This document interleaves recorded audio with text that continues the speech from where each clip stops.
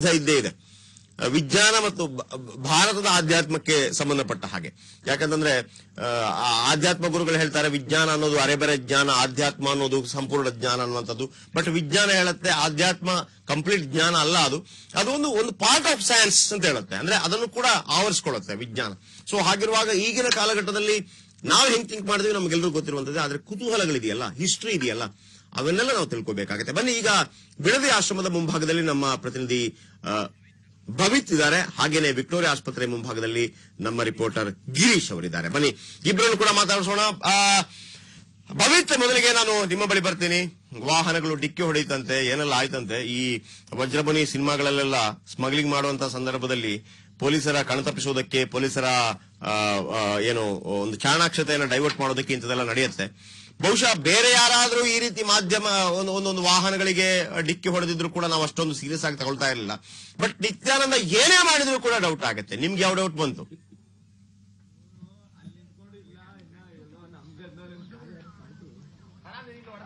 ಖಂಡಿತ ಜಯಪ್ರಕಾಶ್, ಇಂದು ಬೆಳಗ್ಗೆ 6:30ಯಿಂದ ನಾವು ನಿತ್ಯಾನಂದನ ಬಿಡದಿ ಆಶ್ರಮದ ಪ್ರವೇಶ ದ್ವಾರದ ಬಳಿ ಕಾಯ್ತಾ ಇದ್ವು. ಅಂದ್ರೆ ನಿತ್ಯಾನಂದ ಎಷ್ಟು ಗಂಟೆಗೆ ಆಸ್ಪತ್ರೆಗೆ ಭೇಟಿ ಕೊಡ್ತಾನೆ ಅನ್ನೋದ್ರ ಬಗ್ಗೆ ಒಂದು ಮಾಹಿತಿಯನ್ನು ಕಲೆ ಹಾಕುವಂತ ನಿಟ್ಟಿನಲ್ಲಿ ಎಲ್ಲಾ ಮಾಧ್ಯಮದವರು ಇಲ್ಲಿದ್ದು ಸುಮಾರು ಒಂದು 8 ಗಂಟೆಯ ಸುಮಾರಿನಲ್ಲಿ ಒಂದು ಆಟ ಬಳಸ್ತಿದ್ದಂತ ಒಂದು ಕಾರ್ ಅಂದ್ರೆ KA04MN 4444 ಫೋರ್ಡ್ ಎಂಡೋವರ್ ಕಾರ್. ಸಾಮಾನ್ಯವಾಗಿ ನಿತ್ಯಾನಂದ ಯಾವುದೇ ಸಂದರ್ಭದಲ್ಲಿ ತನ್ನ ಯೂಸೇಜ್ಗೆ ಬಳಸ್ತಕ್ಕಂಥ ಕಾರು. ಆ ಕಾರ್ನಲ್ಲಿ ಒಬ್ಬ 4 ಜನ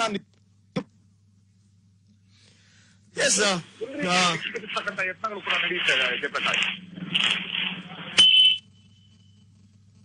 ಹೇಳಿ ಭವಿತ್, ಕಂಟಿನ್ಯೂ ಮಾಡಿ. ಆ ಸಂದರ್ಭದಲ್ಲಿ ನಾವು ಕೂಡ ಇಲ್ಲಿ ರಾಮನಗರ ಪೊಲೀಸರು ಕೂಡ ಆತ ಒಂದು ರೀತಿ ಅಂದ್ರೆ ಯಾಮಾರ್ತಕ್ಕಂಥ ಪ್ರಯತ್ನಗಳು ಕೂಡ ನಡೀತದೆ. ಅಂದ್ರೆ ರಾಮನಗರ ಪೊಲೀಸರಿಗೂ ಕೂಡ ಆತ ಇಲ್ಲಿದ್ದಾನೆ ಅಂತಕ್ಕಂಥ ಮಾಹಿತಿ ಇರುತ್ತೆ. ಒಂದು ಮಾಹಿತಿಯ ಆಧಾರದ ಮೇಲೆ ಆತನಿಗೆ ರಕ್ಷಣೆ ಕೊಡ್ಲಿಕ್ಕೆ ರಾಮನಗರ ಪೊಲೀಸರು ಕೂಡ ಇಲ್ಲಿ ಬಂದಿರ್ತಾರೆ. ಬಟ್ ರಾಮನಗರ ಪೊಲೀಸರಿಗೂ ಕೂಡ ಸುಳಿವು ಕೊಡದಂತೆ ಅಂದ್ರೆ ಇಡೀ ಮಾಧ್ಯಮದ ದಿಕ್ಕು ತಪ್ಪಿಸ್ತಕ್ಕಂಥ ಯತ್ನಗಳು ರಾಮನಗರ ಪೊಲೀಸ್ನವರು ಕೂಡ ಇಲ್ಲಿ ಬಂದಿರ್ತಾರೆ. ಬಟ್ ರಾಮನಗರ ಪೊಲೀಸರಿಗೂ ಕೂಡ ಸುಳಿವು ಕೊಡದಂತೆ ಅಂದ್ರೆ ಇಡೀ ಮಾಧ್ಯಮದ ದಿಕ್ಕು ತಪ್ಪಿಸ್ತಕ್ಕಂಥ ಯತ್ನಗಳು ಕೂಡ ನಡೆಯುತ್ತೆ. ಬಿಡದಿ ಆಶ್ರಮದಿಂದ ಹೊರಟ ನಂತರ ಎಲ್ಲಾ ಮಾಧ್ಯಮದವರು ಆತನನ್ನ ಫಾಲೋ ಮಾಡ್ಕೊಂಡು ಬರ್ತಾ ಇರ್ತೀವಿ. ಆದ್ರೆ ಆತ ಎಷ್ಟು ನೆಗ್ಲೆಕ್ಟ್ ಆಗಿ ಓಡಿಸ್ತಾ ಇರ್ತಾನೆ ಅಂತ ಹೇಳಿದ್ರೆ, ಒಂದು ಸಂದರ್ಭದಲ್ಲಿ ಆತ ಅಂದ್ರೆ ನಮ್ಮೆಲ್ಲರನ್ನು ದಿಕ್ಕು ತಪ್ಪಿಸ್ತಕ್ಕಂಥ ಯತ್ನದಲ್ಲಿ ಮತ್ತು ಮಾಧ್ಯಮದವರ ಕಣ್ಣು ತಪ್ಪಿಸ್ತಕ್ಕಂಥ ಯತ್ನದಲ್ಲಿ ಒಬ್ಬ ಬೈಕಿನ ಸವಾರರ ಮೇಲೆ ಒಂದು ಡಿಕ್ಕಿಯನ್ನು ಸಂಭವಿಸುತ್ತೆ. ಅಂದ್ರೆ ಅವ್ರನ್ನು ಕೂಡ ಬೈಕಿಂದ ಬಿದ್ದಂತವ್ರನ್ನು ಕೂಡ ನೋಡದೆ ಆದ್ರೆ ಮತ್ತೆ ಬರ್ತಾರೆ ವಾಪಸ್. ಅಂದ್ರೆ ಎಲ್ಲೋ ಒಂದು ಕಡೆ ಡಿವಿಯೇಷನ್ ತಗೊಂಡು ಮತ್ತೆ ಆಶ್ರಮಕ್ಕೆ ಬಂದು ಅಂದ್ರೆ ಇಡೀ ಒಂದು ರೀತಿ ಗಮನಿಸಿದಾಗ ಇಡೀ ನಿತ್ಯಾನಂದ ಎಷ್ಟು ಕ್ರಿಮಿನಲ್ ಅನ್ನೋದು ಈ ಮೂಲಕ ಸಾಬೀತಾಗುತ್ತೆ. ಅಂದ್ರೆ ಇಡೀ ಒಂದು ರೀತಿ ಅಂದ್ರೆ ಆತ ಬೆಳಗಿನಿಂದ ಒಂದು ತುಂಬಾ ಪ್ರೀ ಪ್ಲಾನ್ ಮಾಡಿ ಎಲ್ಲರನ್ನೂ ದಿಕ್ಕೆ ತಪ್ಪಿಸ್ತಕ್ಕಂಥ ಯತ್ನಗಳನ್ನು ಮಾಡಿ ಎಲ್ಲೋ ಒಂದು ಕಡೆ ಮಾಹಿತಿ ಇತ್ತು ಅಂದ್ರೆ ಎಲ್ಲಿ ಯಾವುದೋ ಒಂದು ಅಜ್ಞಾತ ಸ್ಥಳದಲ್ಲಿ ಇಟ್ಕೊಂಡು ಅಲ್ಲಿಂದ ನೇರವಾಗಿ ಆತ ವಿಕ್ಟೋರಿಯಾ ಆಸ್ಪತ್ರೆಗೆ ಬರ್ತಾನೆ. ಅಂದ್ರೆ ಇಡೀ ಪ್ರಕರಣವನ್ನು ಗಮನಿಸಿದಾಗ ಈ ಹಿಂದೆ ಏನು ತನ್ನ ಚಾಳಿಯನ್ನು ಮುಂದುವರಿಸಿದ್ನೋ ಈ ಚಾಳಿ ಈಗಲೂ ಇವತ್ತು ಕೂಡ ಮುಂದುವರಿತು ಅಂತಾನೆ ಹೇಳ್ಬೋದು ಜಯಪ್ರಕಾಶ್. ಖಂಡಿತ ಭವಿತ್, ನಿತ್ಯಾನಂದ ಹೇಳೋ ಪ್ರಕಾರ ಆತ ದೇವಮಾನವ. ಆಕ್ಸಿಡೆಂಟ್ ಆಗದ ರೀತಿಯಲ್ಲೂ ಕೂಡ ಕಾರ್ ಚಲಾಯಿಸಬಹುದಾಗಿತ್ತು. ಬಹುಶಃ ಕಾರಲ್ಲಿ ಇಲ್ಲದ ರೀತಿಯಲ್ಲಿ ವಿಕ್ಟೋರಿಯಾ ಆಸ್ಪತ್ರೆ ಮುಂದೆ ಪ್ರತ್ಯಕ್ಷ ಆಗಬಹುದಾಗಿತ್ತು. ಯಾಕಂದ್ರೆ ನಾವು ಪವಾಡ ಪುರುಷರ ಬಗ್ಗೆ ಈಗೆಲ್ಲ ಕೇಳಿದ್ವಿ. ಸೊ ಹಾಗಿರುವಾಗ ಆಕ್ಸಿಡೆಂಟ್ ಆತನ ಗಾಡಿಗೂ ಆಗತ್ತೆ ಅಂತಂದ್ರೆ ಆತ ಕೂಡ ಒಬ್ಬ ಹುಲುಮಾನವ ಅನ್ನೋದ್ರಲ್ಲಿ ಸಂಶಯ ಇಲ್ಲ. Thank you very much. ಈಗ ಗಿರೀಶ್ ನಮ್ಮೊಂದಿಗೆ ನೇರ ಸಂಪರ್ಕದಲ್ಲಿದ್ದಾರೆ. ಗಿರೀಶ್, ಇವತ್ತು ಆತನ ಜೊತೆ ಯಾರೆಲ್ಲ ಇದ್ರು? ಆಮೇಲೆ ಸಾಧಾರಣವಾಗಿ ನೀವು ಕೂಡ ನಿತ್ಯಾನಂದನ ನೋಡಿದ್ದೀರಿ. ಕಳೆದ ಹಲವಾರು ವರ್ಷಗಳಿಂದ ಆತನ ಚೆಹರೆ, ಚಲನವಲನ, ಆತನ ಮಾತುಗಾರಿಕೆ ಒಂದು ಫುಲ್ ನಗು ಇರುತ್ತೆ ಮುಖದಲ್ಲಿ. ಬಟ್ ಇವತ್ತು ನೀವು ಆತನನ್ನ ಬಹಳ ಹತ್ತಿರದಿಂದ ನೋಡುವಾಗ ಅವನ ಬಾಡಿ ಲ್ಯಾಂಗ್ವೇಜ್ ಹೇಗಿತ್ತು ಗಿರೀಶ್?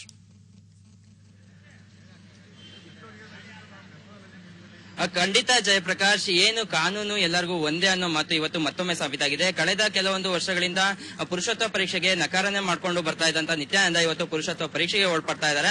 ಏನು ಇವತ್ತು ಬೆಳಗ್ಗೆ 7:50 ಸುಮಾರಿಗೆ ನೆಫ್ರೋ ನ್ಯೂರಾಲಜಿ ಸಂಸ್ಥೆ ಏನಿದೆ ವಿಕ್ಟೋರಿಯಾ ಆಸ್ಪತ್ರೆ ಒಳಗೆ, ಅಲ್ಲಿಗೆ ನಿತ್ಯಾನಂದ ತನ್ನ ಶಿಷ್ಯರೊಂದಿಗೆ ಬಂದ್ರು.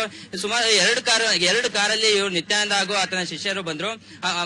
ಆತನೊಂದಿಗೆ ಒಂದು ಸುಮಾರು 4-5 ಜನ ಶಿಷ್ಯಂದರು ಇದ್ರು ಬಿಟ್ರೆ ಬೇರೆ ಯಾರು ಇರಲಿಲ್ಲ. ಮತ್ತೆ ನಿತ್ಯಾನಂದನ ಮುಖಭಾವ ಎಂದಿನಂತೆ ಇತ್ತು, ನಗುಮುಖನೇ ಇತ್ತು ಬಿಟ್ರೆ ಅದರಲ್ಲಿ ಯಾವುದೇ ಬದಲಾವಣೆ ಆಗಿಲ್ಲ. ಮತ್ತೆ ಏನು ಬೆಳಗ್ಗೆ 7:50ಕ್ಕೆ ಬಂದ ಕೂಡಲೇ ನಿತ್ಯಾನಂದನ ಒಳಗೆ ಕರ್ಕೊಂಡು ಹೋಗ್ಲಾಯ್ತು.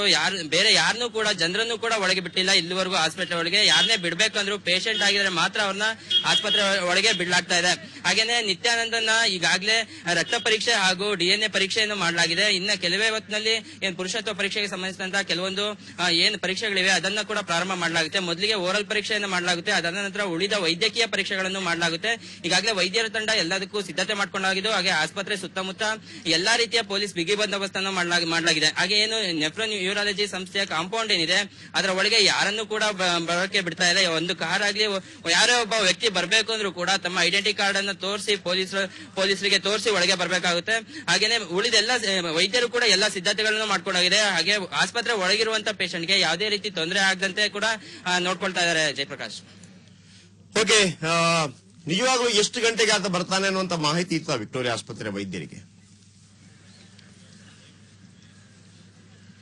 ಖಂಡಿತ ಜಯಪ್ರಕಾಶ್, ಇಲ್ಲಿವರೆಗೂ ಏನ್ ಬೆಳಗ್ಗೆ ನಾವು 6 ಗಂಟೆಗೆ ಬಂದ್ವಿ ಇಲ್ಲಿಗೆ ಆಸ್ಪತ್ರೆಗೆ. ಆಗಿಂದ ಕೂಡ ವೈದ್ಯರನ್ನ ಕೇಳ್ತಾನೆ ಇದ್ವಿ. 7:50ಕ್ಕೆ ನಿತ್ಯಾನಂದ ಬರೋ ಟೈಮಿಗೂ ಕೂಡ ಕೇಳಿದ್ವಿ. ನಮ್ಗೆ ಗೊತ್ತಿಲ್ಲ ಯಾವ ಟೈಮಿಗೆ ಬರ್ತಾನೆ ಅನ್ನೋದು, ನಮ್ಗೆ ಯಾವುದೇ ಮಾಹಿತಿ ಇಲ್ಲ ಅಂತ. ಆದ್ರೆ ಪೊಲೀಸ್ ಅವರಿಗೆ ಇದರ ಖಚಿತ ಮಾಹಿತಿ ಇತ್ತು. ನಿತ್ಯಾನಂದ ಬಿಡದಿ ಆಶ್ರಮ ಬಿಟ್ಟ ಮೇಲೆ ಇಲ್ಲಿಗೆ ಎಷ್ಟೊತ್ತಿಗೆ ಬರ್ತಾರೆ ಅನ್ನೋ ಖಚಿತ ಮಾಹಿತಿ ಪೊಲೀಸರಿಗೆ ಇತ್ತು. ಆದ್ರೆ ಅವರು ಕೂಡ ಯಾವುದೇ ರೀತಿ ಬಹಿರಂಗಪಡಿಸಿಲ್ಲ. ಅದನ್ನು ವೈದ್ಯರು ಕೂಡ ಹೇಳಿದ್ರು, ವೈದ್ಯರು ಕೂಡ ಬಹಿರಂಗಪಡಿಸಿಲ್ಲ. ಸುಮಾರು 9 ಗಂಟೆ ನಂತರ ನಿತ್ಯಾನಂದ ಏನ್ ಆಸ್ಪತ್ರೆಗೆ ಬಂದು ಪರೀಕ್ಷೆಗೆ ಒಳಗಾಗ್ತಾನೆ ಅನ್ನೋ ಮಾಹಿತಿ ಲಭ್ಯವಾಗಿತ್ತು. ಆದ್ರೆ ಅದನ್ನೆಲ್ಲ ಹುಸಿಗೊಳಿಸಿದ ನಿತ್ಯಾನಂದ 7:50ಕ್ಕೆ ಆಸ್ಪತ್ರೆಗೆ ಬಂದು ಪರೀಕ್ಷೆಗೆ ಒಳಗಾಗ್ತಿದ್ದಾರೆ. Jayaprakash, thank you very much ನಿಮ್ಮೆಲ್ಲ ಮಾಹಿತಿಗಾಗಿ. ಎಸ್ ವೀಕ್ಷಕರೇ, ಆಲ್ರೆಡಿ ಬೆಡದಿಯಲ್ಲೂ ಕೂಡ ನಾವು ನಮ್ಮ ರಿಪೋರ್ಟರ್ ಇದ್ದಾರೆ, ನೇರ ಪ್ರಸಾರದಲ್ಲಿ ಹಲವಾರು ವಿಚಾರಗಳನ್ನು ನಿಮಗೆ ನೀಡ್ತಾ ಇರ್ತೀವಿ. ಹಾಗೇನೆ ವಿಕ್ಟೋರಿಯಾ ಆಸ್ಪತ್ರೆಯಲ್ಲೂ ಕೂಡ ನಮ್ಮ ರಿಪೋರ್ಟರ್ ಕಾಯ್ತಾ ಇದ್ದಾರೆ. ಏನೆಲ್ಲ ಮಾಹಿತಿಗಳು ಬರುತ್ತೆ ಅನ್ನುವಂಥದ್ದು, ಏನೆಲ್ಲ ಮಾಹಿತಿಗಳು ಬರುತ್ತೋ ಅದನ್ನು ಖಂಡಿತವಾಗ್ಲೂ ನಾವು ನಿಮಗೆ ನೀಡ್ತಾ ಇರ್ತೀವಿ. ಜೊತೆಗೆ ಇಲ್ಲಿ ತನಕ ನಿತ್ಯಾನಂದನಿಗೆ ಯಾಕೆ ಇಂತಹ ಒಂದು ಸಂಕಷ್ಟ ಎದುರಾಯಿತು, ಏನ್ ಘಟನೆ ಈ ಹಿಂದೆ ನಡೆದಿರುವಂತದ್ದು, ಏನೇನೆಲ್ಲ ಆಯ್ತು, ರಾಮನಗರ ಕೋರ್ಟ್ ಏನು ಹೇಳಿತ್ತು, ಹೈಕೋರ್ಟ್ ಏನು ಹೇಳಿತ್ತು, ಸುಪ್ರೀಂ ಕೋರ್ಟ್ ಏನು ಹೇಳಿತ್ತು, ಈ ಎಲ್ಲ ವಿಚಾರದ ಬಗ್ಗೆ. ಅದರ ಜೊತೆಗೆ ಇವತ್ತು ಪುರುಷತ್ವ ಪರೀಕ್ಷೆ ನಡೆಯುತ್ತೆ. ಪುರುಷತ್ವ ಪರೀಕ್ಷೆಗಳು ಹೇಗೆ ನಡೆಯುತ್ತೆ, ಏನೆಲ್ಲ ಟೆಸ್ಟ್ ಮಾಡ್ತಾರೆ, ಅದಕ್ಕೆ ಯೂರಾಲಜಿಸ್ಟ್ಗಳು ಯಾಕೆ ಬೇಕಾಗತ್ತೆ, ಮಲ ಮೂತ್ರ ರಕ್ತ ಟೆಸ್ಟ್ ಯಾಕೆ, ಪುರುಷತ್ವ ಪರೀಕ್ಷೆ ಅಂದ್ರೆ ಆಲ್ರೆಡಿ ಸಾಧಾರಣವಾಗಿ ಇಂಥ ಟೆಸ್ಟ್ಗಳು ಬಹುಶಃ ಬಹಳ ಕೇವಲ ಕಾನೂನಿನ ದೃಷ್ಟಿಯಲ್ಲಿ ಕೆಲವು ಮಾಹಿತಿಗಳನ್ನು ಪಡೆಯುವಂತ ಸಂದರ್ಭದಲ್ಲಿ ಮಾತ್ರ ಆಗಿರುತ್ತೆ. ಇನ್ನು ಕೆಲವು ಟೆಸ್ಟ್ಗಳು ಇದ್ರೂ ಕೂಡ ಜನಮಾನಸದಲ್ಲಿ ಕೆಲವು ಪರ್ಸನಲ್ ಟೆಸ್ಟ್ಗಳಾಗಿರುತ್ತೆ ಅದು. ಆದರೆ ಈ ರೀತಿ ಒಂದು ಸುಪ್ರೀಂ ಕೋರ್ಟ್ಗೆ ಬೇಕಿರುವಂತಹ ಒಂದು ದಾಖಲೆಯಾಗಿ ಬಹಳ ಕಡಿಮೆ ನಮ್ಮ ದೇಶದಲ್ಲಿ ಅಥವಾ ರಾಜ್ಯದಲ್ಲಿ ನಡೆದಿರುವಂತಹ ಟೆಸ್ಟ್ಗಳು. ಬಟ್ ವೆರಿ ಇಂಪಾರ್ಟೆಂಟ್ ಇದು, ಯಾಕಂದ್ರೆ ಆತ ಪುರುಷ ಹೌದೋ ಅಲ್ವೋ ಅನ್ನುವಂಥದ್ದು, ಯಾಕಂದ್ರೆ ಆತನೇ ಅದನ್ನ ಹೇಳಿಕೊಂಡಿರುವಂತಹ ವಿಚಾರ. ಬನ್ನಿ ಇದರ ಬಗ್ಗೆ ನಾವು ಮಾತಾಡೋಣ. ಡಾಕ್ಟರ್ ಶ್ರೀಧರ್ ಇದ್ದಾರೆ, ಮನೋವಿಜ್ಞಾನಿ, ನಮ್ಮೊಂದಿಗೆ ಇವತ್ತು ಜಾಯ್ನ್ ಆಗ್ತಾರೆ. ಯಾಕಂದ್ರೆ ಮನೋವಿಜ್ಞಾನಿ ಡಾಕ್ಟರ್ ಶ್ರೀಧರ್ ಅವರನ್ನು ಯಾಕೆ ಕರೆಸಿದೀವಿ ಅಂತಂದ್ರೆ ಇವತ್ತಿನ ಈ ಟೆಸ್ಟ್ ನಲ್ಲಿ ಮನೋವಿಜ್ಞಾನಿ ಒಬ್ಬರು ಕೂಡ ಇರ್ತಾರೆ. ಸೊ ಹಾಗಿರುವಾಗ ಏನು ಅವರ ಪಾತ್ರ ಈ ವಿಚಾರದಲ್ಲಿ ಅನ್ನುವಂಥದ್ದು. ಕಾರ್ಯಕ್ರಮಕ್ಕೆ ಸ್ವಾಗತ ಸರ್.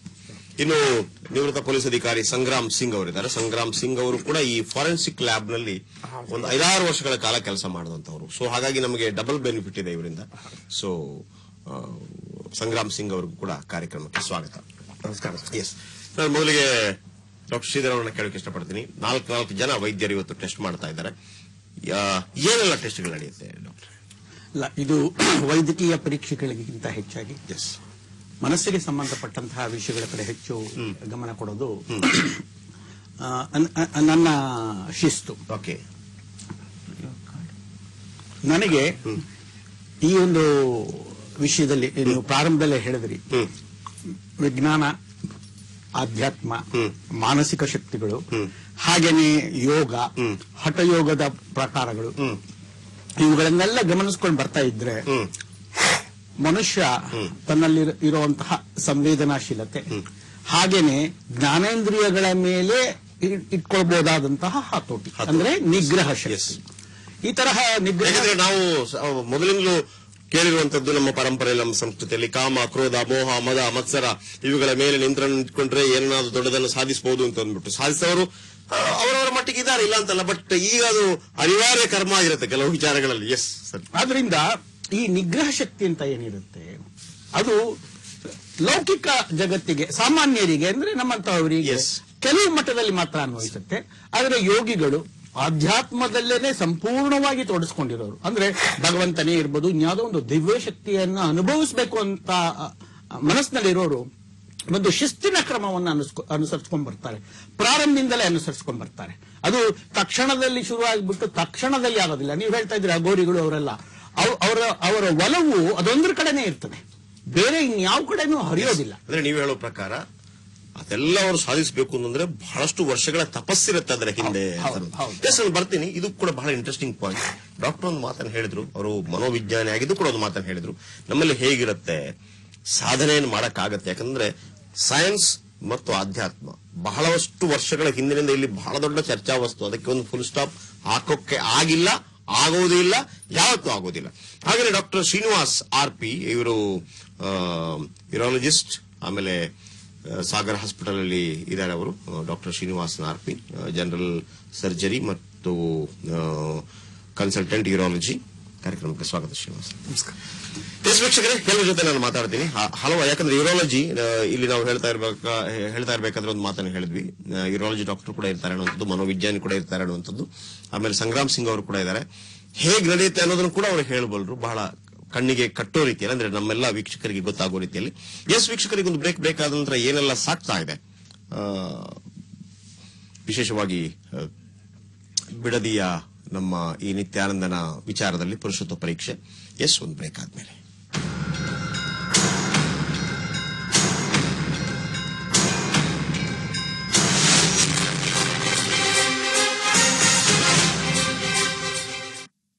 ನಂಬಿಕೆ ಹಾಗೂ ಉತ್ತಮ ಗುಣಮಟ್ಟವುಳ್ಳ ಅಸ್ಲಿ